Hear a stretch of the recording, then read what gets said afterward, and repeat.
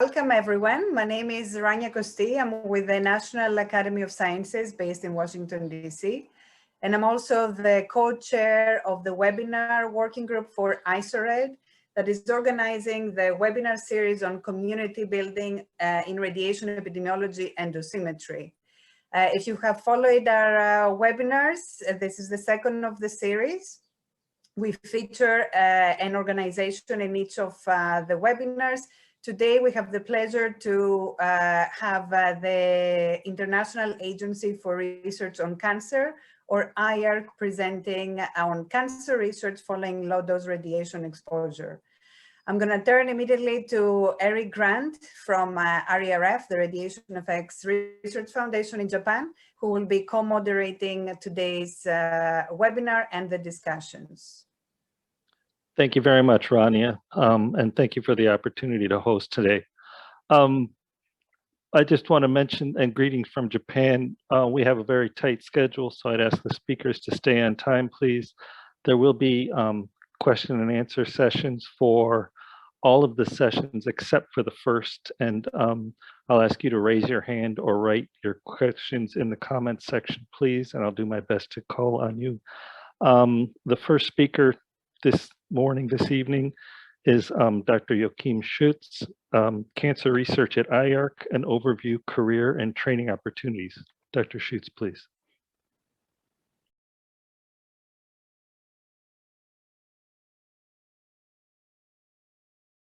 Your microphone's muted. Okay, so thank you, seems to work. Thank you, Eric, so much for the introduction, and thank you for the opportunity to present the International Agency for Research on Cancer and our radiation activities today. I think many know us, but I think there will also be a lot of new stuff that hopefully gets your attention and that hopefully gets you inspired and attracted to work with us. So first is really giving you a little overview of what the agency is, what we are doing before we continue to really focus on our radiation research. So the theme of the agency is cancer research that matters, or cancer research for cancer prevention, which shows that we are doing cancer research that really should feed directly into cancer prevention measures. And this is also the role, I think, of an institution of the World Health Organization. But when I'm saying that IARC is part of the World Health Organization, it's also a distinct entity, and it's also a unique entity because IARC is the only research organization within the WHO family. So that means that in terms of our operation, we are almost a little bit like a hybrid that we're having functions similar to WHO, especially when it's about consulting countries in cancer control. But our research works very much like a university or any other national research organization, meaning for our projects, we have to raise competitive funding, and we operate very similar to actually a university, which also means that people working here at the agency is very much a mix of people having a UN or WHO career, but the researchers are mainly academics who spend a lot of time also at university. So IARC sounds very big, but in reality, we have some 350 staff members, of which about 100 are early career scientists, and it's about 50 senior scientists that are working at the agency. Next slide, please. So this is really, again, for the distinction to WHO. So we are having our own governing structure. WHO has about 200 member countries, so that's virtually every country in the world. IARC is having at the moment 26 countries, mainly coming from Europe, North America, but also Japan and Australia, India, and Brazil, which are giving us some kind of regular budget for the core activities of the agency. And as I said, the research activities are very much based on soft money. So in the lower right corner, you see really the different tasks with IARC doing the research, and WHO is doing the translation of this research for policy making. Next slide, please. So this is just a quick overview of the IARC structure, and I don't think you have to see all the details. So the director of the agency is an appointment or elected member by the different member states. with a 5-year term, and the director can stay at the agency for up to 2 terms. So since 3 years, our director is Dr. Isabelle who's of Brazilian origin. And then we have 4 pillars at the agency reflecting the research fields of who gets cancer, which is called data for action, the why do we get cancer, which is the etiological research, understanding the causes, and which measures work to prevent cancer, which is our pillar on from understanding to prevention. And we additionally have a knowledge mobilization pillar that runs, for instance, the quite famous IARC monograph program on carcinogenic hazards to humans. So next slide, please. So getting a little bit closer to our branch, since 2021, it's called a branch. Previously, it was section. So the environment and radiation section just became the environment and lifestyle epidemiology branch, more or less reflecting that most people understand that radiation is part of the environment, and lifestyle probably should have a more prominent place in the title, because people didn't really understand that lifestyle was also part of environmental research. But what we are doing in the section, also illustrated by some pictures here on this slide, is the investigation of environmental, so the classical pollutants like pesticides, like air pollution, some lifestyle factors, occupational cancer is part of our branch, and of course also the radiation-related causes of cancer. And on the next slide, you see a little bit of how IARC's working. So you see this as a kind of a matrix. So our 4 working fields in the branch is occupational cancer, environmental cancer, the radiation-related cancer, and lifestyle-related cancer. And IARC has a particular traditional role in either leading research consortia, because it facilitates international collaboration, especially if projects have some kind of political dimension, where it's easier for countries to work together under the umbrella of a United Nations organization, especially countries that otherwise have difficulties in collaborating. For the same reason, we are sometimes doing specific multinational projects, but we are also doing specific fieldwork studies in different countries. Again, especially countries where it's beneficial to have a UN-based organization being involved in it, for instance, securing the high quality of research. And you can see at the level of the radiation studies, these are all topics that we will present in more detail, like our consortia work on Chernobyl, like the EBCT and Cosmos studies as multinational projects, and also our fieldwork studies on the mine tailings in South Africa. So my last slide, please, for the introduction is, no, it's the last but one slide, just also to mention that we have 2 very specific topics in the branch that we are doing on behalf of the entire agency. So we are very active with research in Africa, having specific projects on esophageal cancer, breast cancer, also childhood cancer. And we do have a role in the cancer prevention activities of the agency. For instance, the branch was leading the development of the 4th edition of the European Code Against Cancer, but we also want to upscale as the World Code Against Cancer, which is public health recommendations to individuals of how they can reduce the risk of cancer. And we are also leading the newly established platform Cancer Prevention Europe, which brings cancer prevention institutions across Europe together under one umbrella.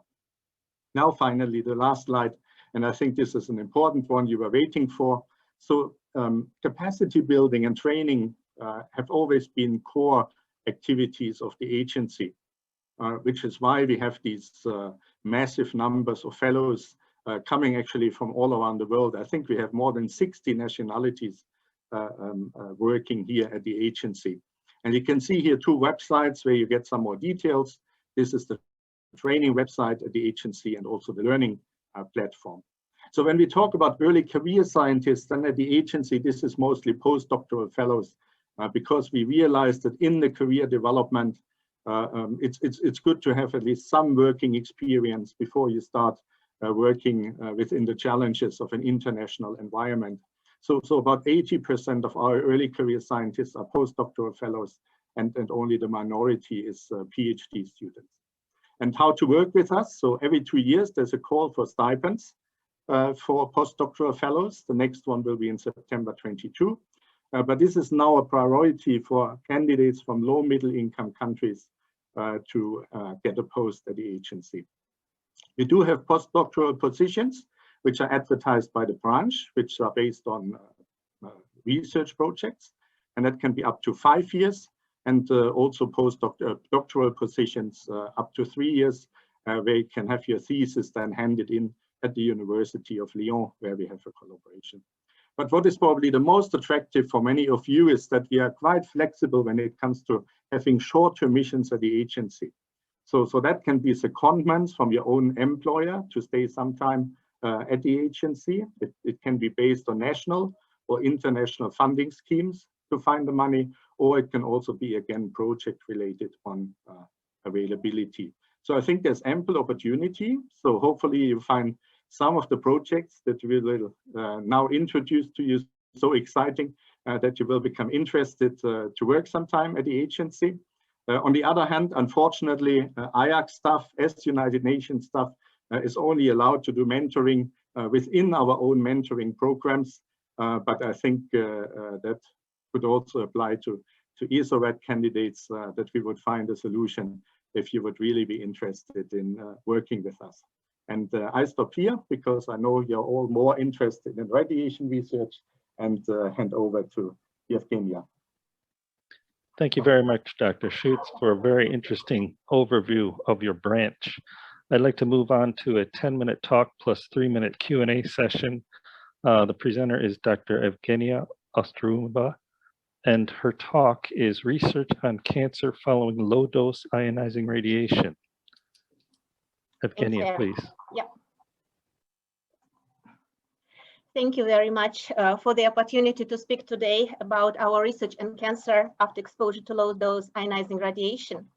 The rationale, sorry, next slide. Yeah, that's the slide. The rationale why we are doing the cancer risk assessment after low-dose exposure is to provide the objective and robust cancer risk assessment to strengthen radiation protection standards after low-dose radiation exposure due to various sources of exposure, including environmental, occupational, and medical.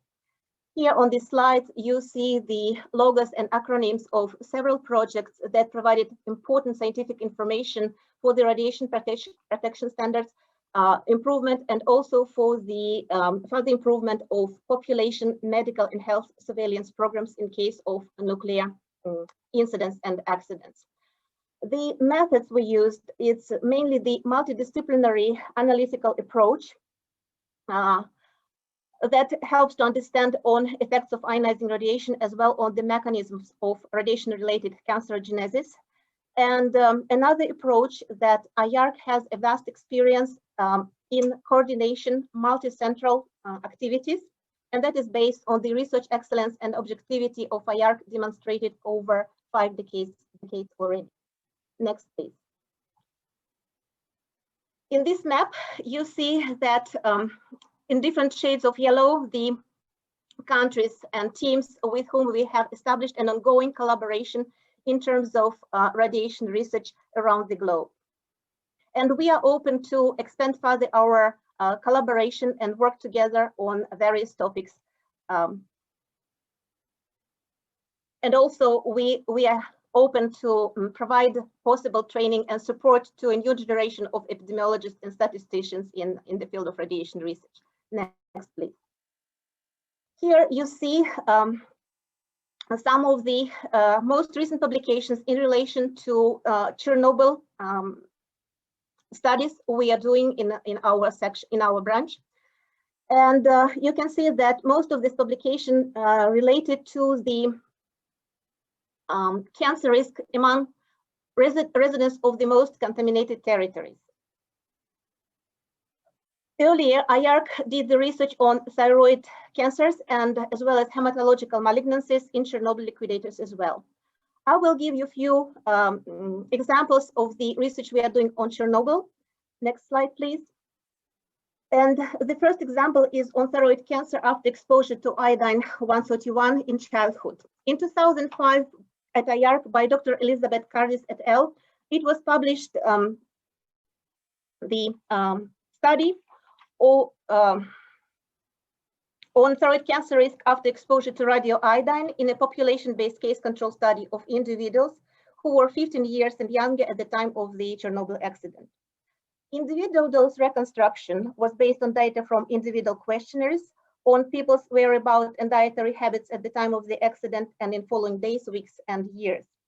We performed the data reanalysis after additional inclusion of cases and matched controls who were 16 to 18 years old at the time of the accident, and improving the precision of thyroid dose assessment, taking into account revised region, sex, and age-specific thyroid mass values, radiation measurement data on ratios of iodine-131 to cesium-137, activity in deposition, and separation of sources of shared and unshared errors. The dose assessment was led by Dr. Vladimir Drozdovich from Radiation Epidemiology Branch, Division of Cancer Epidemiology and Genetics, National Cancer Institute. For a sample of 64 study subjects, we could validate their reconstructed model-based thyroid doses by comparison with the instrumental doses derived from direct thyroid measurements of radioactivity. Next, please. For dose response analysis, we used individual stochastic thyroid doses representing an arithmetic mean of 1,000 dose realizations using Monte Carlo simulation method. And for data analysis, we used conditional logistic regression models. The mean, next please. The mean absorbed thyroid dose was 588 milligrade for cases and 409 milligrade for controls. We found a statistically significant linear quadratic dose effect association between thyroid cancer and iodine-131 thyroid dose in the range up to 5 gray. Individuals who received stable iodine supplementation in the years after the accident had a significantly lower iodine-131 related risk of thyroid cancer. It makes the findings important for thyroid cancer prevention and for further improvement of medical surveillance in the affected population. Further research is needed to understand biological mechanisms of radiation-related thyroid cancer and role of iodine deficiency. Next slide, please. This year marks the 35th anniversary of the Chernobyl accident, and still there is a number of open questions about radiogenic site-specific cancer risks, including female breast cancer in the residence of radioactively contaminated areas. In collaboration with Belarusian, Ukrainian, and American scientists, we carried out an ecological study of breast cancer incidence in female populations of Ukraine and Belarus living in the territories heavily contaminated with long-lived isotopes of cesium.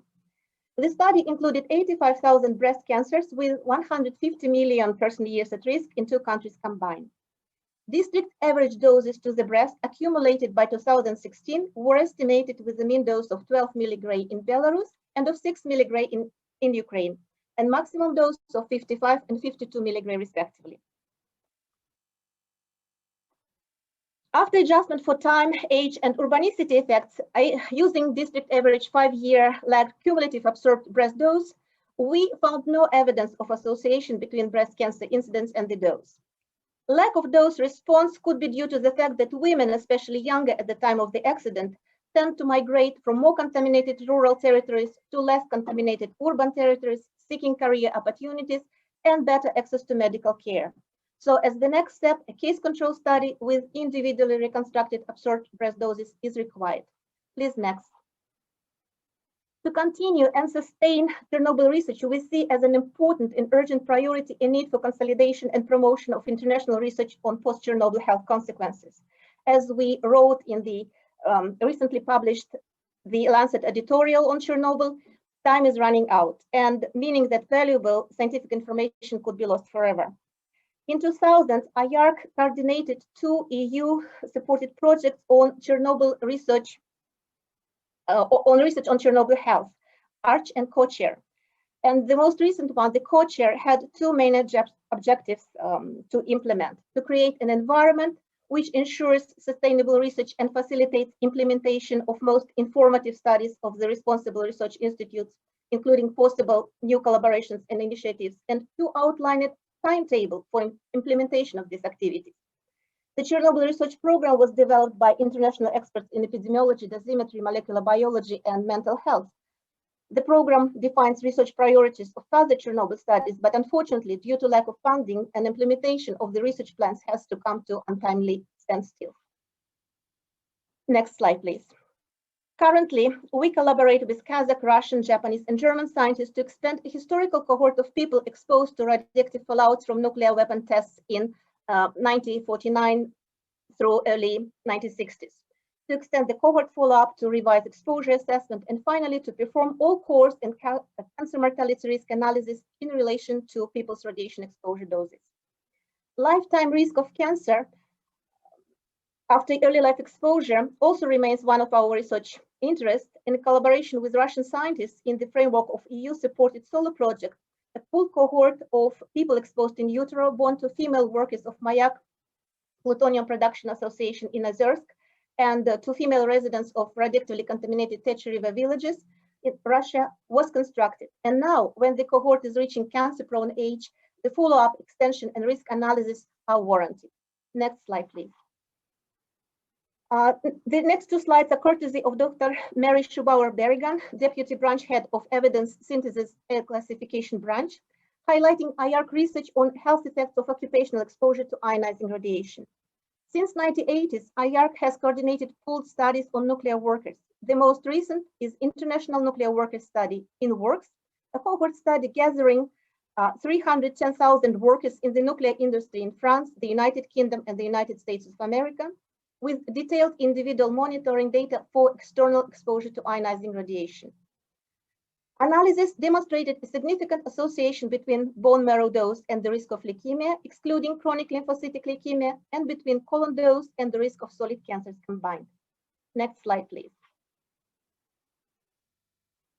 Another important study is pooled uranium miners analysis, PUMA, that represents the largest study of uranium miners conducted to date, encompassing 124,000 miners with 4.5 million person years at risk and almost 55,000 deaths, including 7,500 deaths due to lung cancer. Planned research topics include analysis of associations between radon exposure and mortality due to lung cancer, cancer other than lung, non-malignant diseases, modifiers of these associations, and characterization of overall relative mortality, excess, and lifetime risks. And IARC is leading a task on non-malignant respiratory disease analysis. Next slide, please. And with that slide, I would like to express gratitude and acknowledge to my colleagues from many countries and my team at IARC who contributed to the results presented today. Next slide, please. And I thank you for your attention, and I'm happy to answer your questions and also use my email to ask questions, if any, in the future. Thank you. Very good. Thank you very much. I think we have time for one or two quick questions. Are there any questions from the floor, please?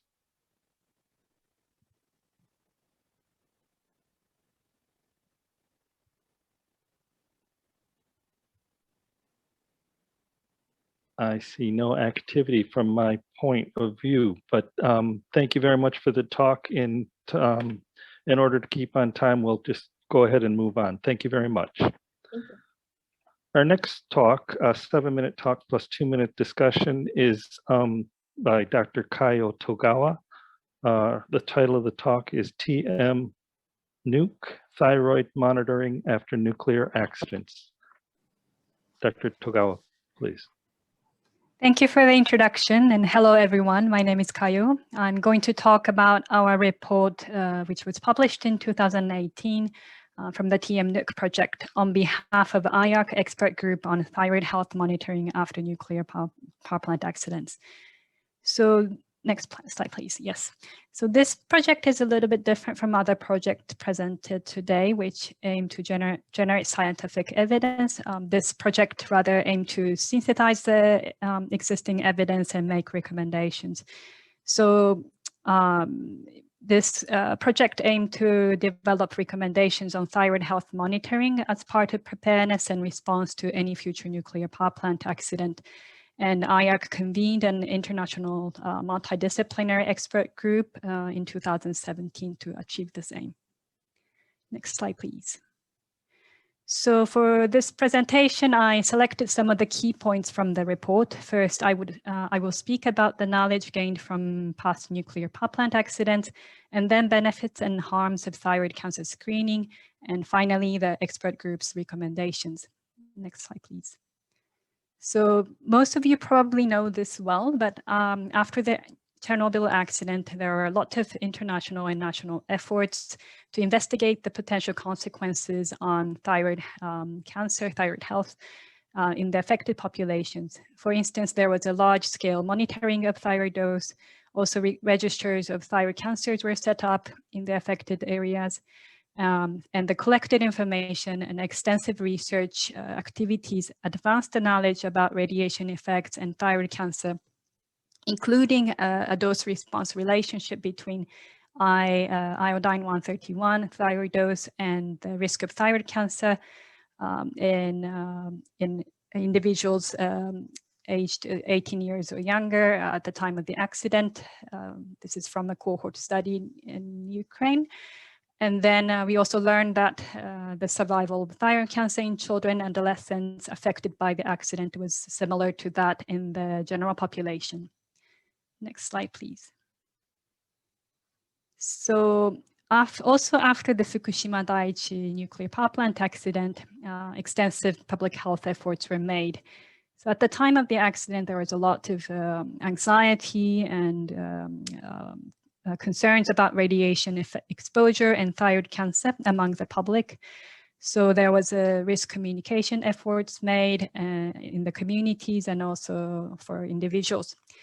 To respond to the public's request, the Fukushima Prefecture implemented thyroid ultrasound examination program, which targets all inhabitants of Fukushima Prefecture aged 0 to 18 years at the time of the accident.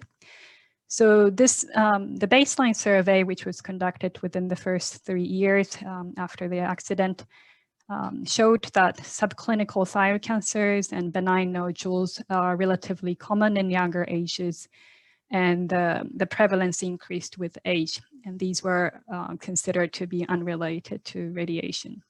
Next slide, please. So now I switch gears and talk about thyroid cancer screening.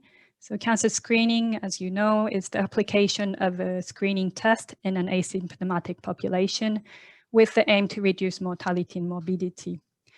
For the program to be successful, the cancer should be common with high morbidity and mortality, and there should be effective treatment as well as test procedures that are acceptable, safe, and inexpensive and accurate. So potential, but for thyroid cancer, it does not quite meet the first criterion. So potential benefits of thyroid cancer screening may include less aggressive treatment and subsequent lower risk of treatment-related complications.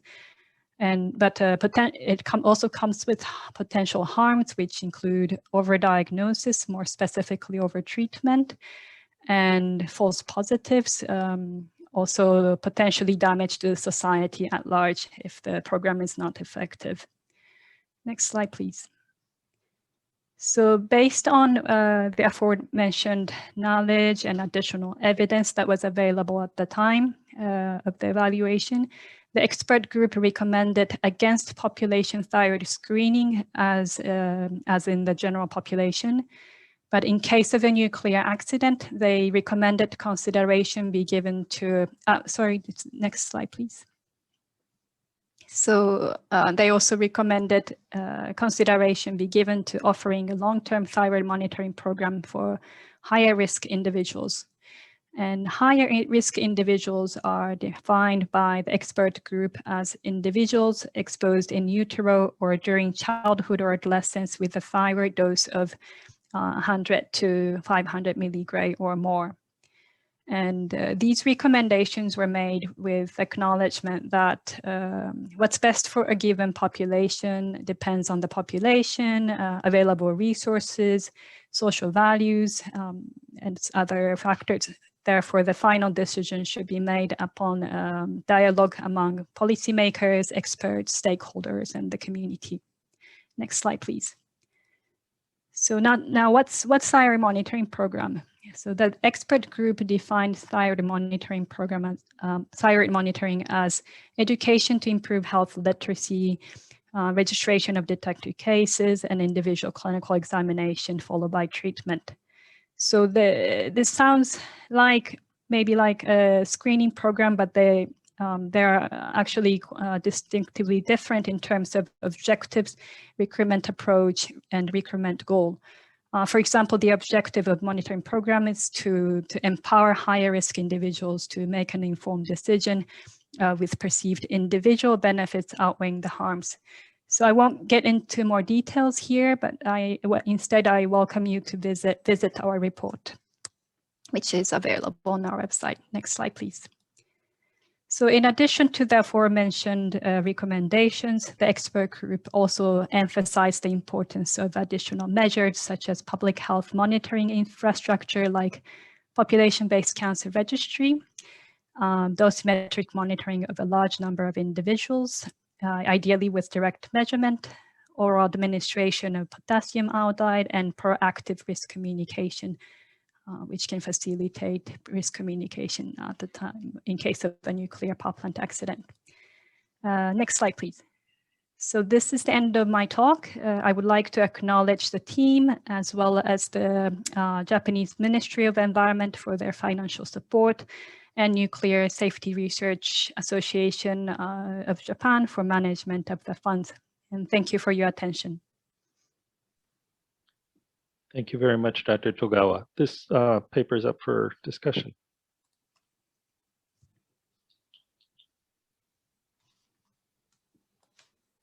If you don't mind, could you try and dig in just a little bit more between the screening and the monitoring?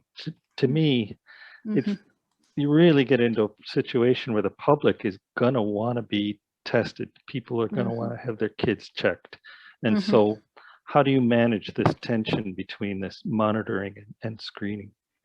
Yes, so I think this is seen in previous accidents probably as well, and the expert group also brought this up and said, actually in the report we say that this is the recommendation, but if someone, for example, who's exposed to lower level of radiation than the cutoff that was made by the authority, if they want to get examination, then they should not be rejected to participate, but they have to be informed about all the potential consequences of the examination, so they would make informed decision.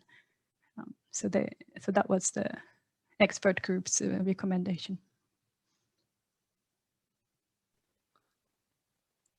Thank you very much. There's one additional question I think we can do quickly here. Do you know whether thyroid screening following the Fukushima accident continues today, or have the IARC recommendations been implemented? I think it still continues. I'm sorry, I haven't really followed up closely, but I believe it continues. I think there were different opinions about whether this recommendation should be incorporated or how it should be incorporated in their decision making. Thank you for that answer. I think you're right. And I'll just note that the 10-year anniversary comes next month for that accident. Thank you very much for the interesting talk. I'd like to move on, please. Our next speaker is Dr. Ljubica Zupunski, and her talk is, and she's an early career scientist at IARC, and the title of her talk is South African Gold Mine Tailings and Cancer Risks. Dr. Zupunski, please.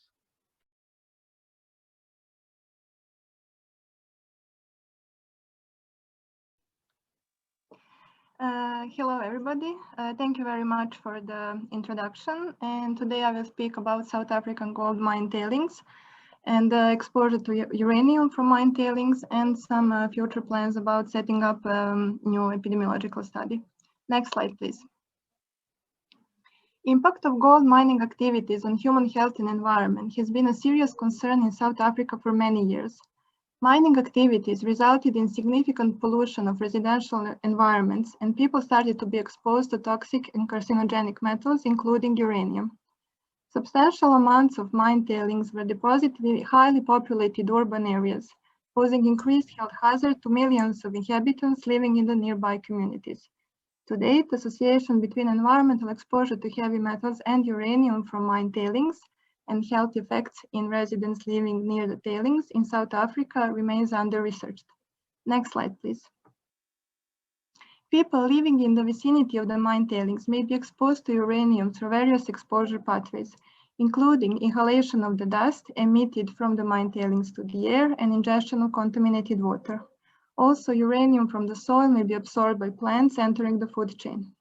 Soil may be contaminated through direct leakage from mine tailings or through deposition of the dust from the air.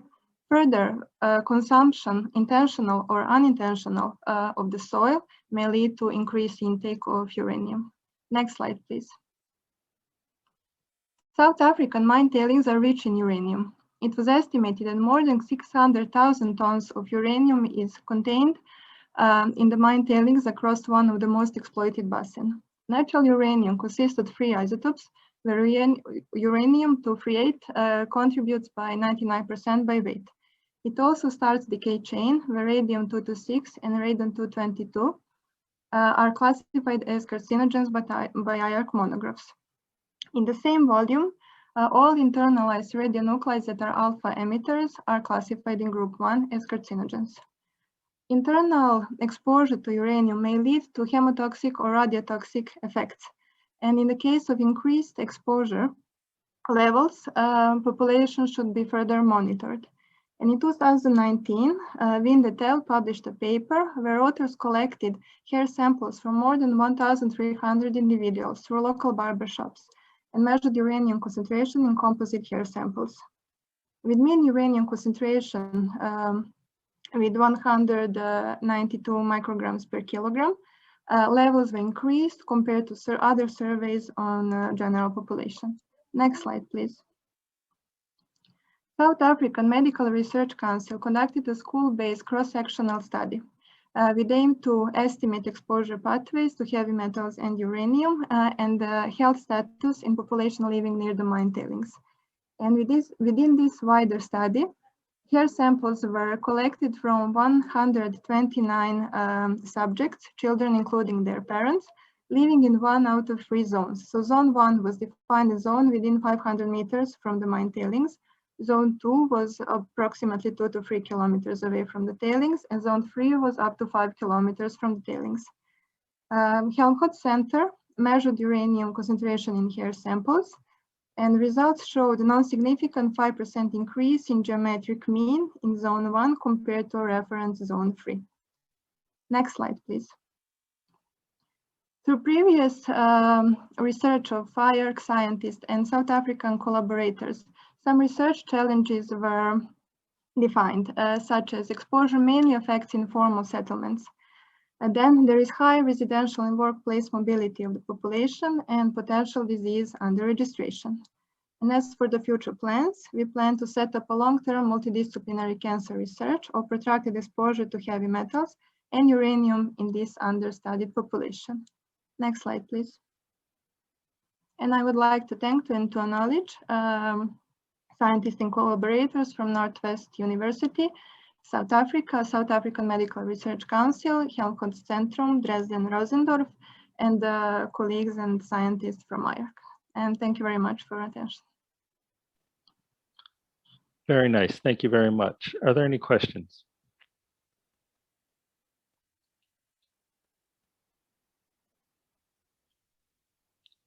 I enjoyed the talk very much, but I think we'll move on in terms of in light of the time. Thank you very much for your talk. Thank you very much. Our next speaker is Dr. Isabelle Deltour. She is a scientist with IARC, and her talk title is Cosmos, Mobile Phones and Cancer Risks. So something non-ionizing radiation. Please proceed. Thank you for this nice introduction. My name is Isabelle Deltour, and I want to thank the organizer for including a presentation of the Cosmos cohort in this webinar. Mobile phone use radio frequency fields to communicate. Prior to the Cosmos cohort, there has been a number of epidemiological studies on the potential links between health events and mobile phone use or radio frequency fields exposure. However, these prior studies suffered from limitations. Cohort studies had limited exposure information, while case control studies suffered from biases. In order to overcome these limitations, we set up the Cosmos cohort, which is a prospective cohort allowing the study of a variety of health events with the collection of very detailed exposure data. Next slide, please. Next slide, please. Okay, thank you. The Cosmos study group currently consists of researchers at 6 institutions located at the Karolinska Institute in Sweden, Imperial College in the United Kingdom, the University of Utrecht in the Netherlands, Tampere University in Finland, the Danish Cancer Research Center in Denmark, and the International Agency for Research on Cancer is conducting the fieldwork for France. Next slide, please. We have built a cohort in these six countries with a somewhat scattered start. Currently, we have 310,000 participants across 6 countries, and we aim for a prospective design with 20 to 30 years follow-up. The sizes are varied, as you can see from the slide, and we are open to new collaboration. So if someone could tap the bar. Okay, we are open to new collaboration, and a 7th country is currently investigating if they could join us. Next slide, please. Next slide. What information do we collect? At baseline and at the follow-up, we collect a questionnaire from each participant with information on self-reported information on the use of mobile phone, on the use of other wireless technologies such as Wi-Fi or DECT phones, and also self-reported health outcomes and potential confounders. From as many participants as we can, we collect traffic data from network operators, which provide us with objective measures of voice calls, text messages, and data usage 3 months before the first questionnaire, and then with annual linkage to the operator records.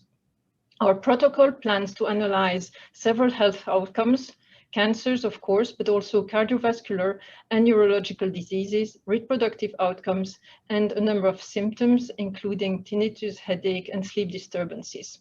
Although, of course, with a cohort, it is always possible to analyze other health outcomes should interest arise. Next slide, please. Publications on the cohort, publications have been written, and there are a number on the cohort construction first, then on the validity of the self-reports, and our first 2 outcome articles have been printed on sleep disturbance and headache and its possible association with the radio frequency, mobile phone use and radio frequency fields. Next slide, please. To conclude, I would like to stress that it is important to continue research on the use of, on the potential links between radio frequency and health outcomes, as long as they are open research questions. The Cosmos cohort is the largest data set for assessing potential health risks related to mobile phone use. It has long-term and detailed individual mobile phone usage information, but of course, the quality of the exposure assessment is crucial for assessing health risks and disentangling the complex relationship between individual behaviors and RF-EMF related risks. In this context, I want to stress the role of mobile phone network operators, which provide the data that we need for the study and the objective information on mobile phone use. The public concern appears to be on the right again, with the deployment of 5G. So it is important for researchers to collect exposure information on these new technological evolution of mobile telephony. Funding remains an issue for the group, and we are currently in the absence of centralized funding, which hampers the conduct of the. You can find more information at the website cited here. Next slide, please.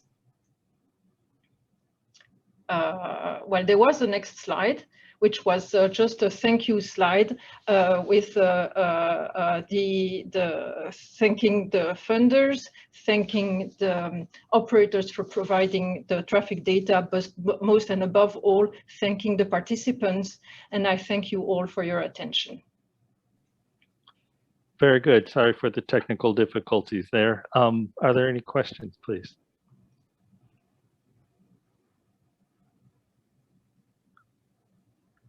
I think the hour is exactly straight up, so I'll turn this back over to Dr. Kosti, please. Thank you. Thank you, Eric, and thank you to all the IARC presenters. That was very informative. We appreciate you sharing new data with us as well. I'm sorry there was not enough time for Q&A, although there was interest. We are learning our lesson, and we're going to improve as we organize the following webinars. Save the date, please, for the next webinar, where we will be featuring the Institute for Medical Research and Occupational Health, or IMI, based in Croatia. That webinar takes place on March 25th, same time, 9 o'clock in the morning Eastern time. And we will be sending the registration information out soon through the ISoRED listserv. Again, thank you to the IARC presenters, and thank you, Eric, for taking the time late at night, your end, to moderate this. Have a good day. Thank you, Rania. Thank you to all the participants. Thank you. Bye.